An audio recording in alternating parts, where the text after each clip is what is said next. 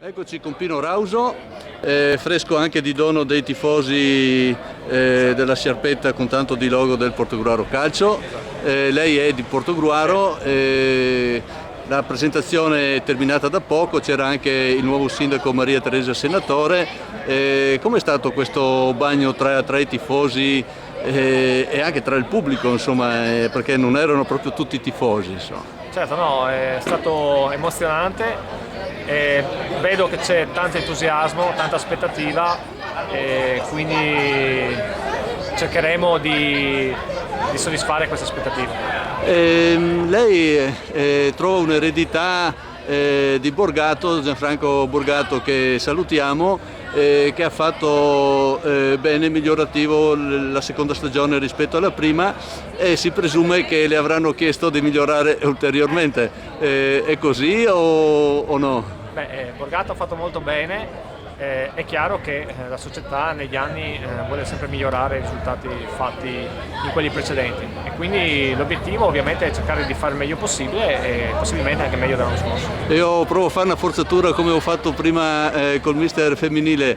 Le hanno dato un obiettivo preciso, nel senso i playoff o no? Non c'è stato un obiettivo preciso, però io ripeto, Ci spera?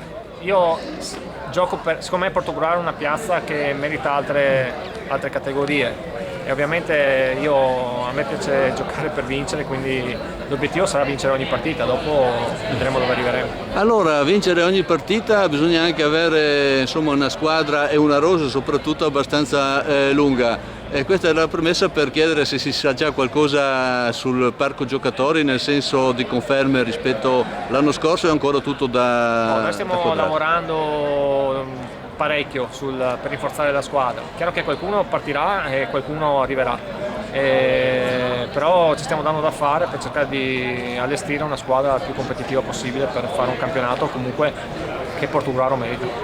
Possiamo dire se solo uno o due nomi, Marco Fabbro resta? Sì, il capitano ce l'abbiamo, c'è qualche incognita, non sappiamo se Poles rimane. Sì, quello stiamo ancora sta trattando, insomma. Sta ancora trattando, comunque insomma poi per queste cose magari sì. Il presidente potrà giustamente. Facciamo un po' conoscere lei anche da un punto di vista di giocatore, perché lei è stato un giocatore, non ha smesso da molto perché è giovane. Io ho smesso questo qua è il mio 10° anno da allenatore di prima squadra, quindi ho smesso un po' presto, però ho fatto tutta un'altra fila nel settore giovanile del Portogruaro e poi ho fatto anche 3 anni di prima squadra qui, quindi è un ritorno a casa. Allora lei, perché io forse ho fatto una gaffa, pensavo vedendola così che avesse smesso da poco, perché non la conoscevo da un punto di vista di calciatore agonistico, però avevo letto che lei allenava in promozione nel Friuli. Sì, ho fatto già degli anni, ho allenato il Pramaggiore in promozione e adesso quest'anno ero a Pravisdomeni in promozione.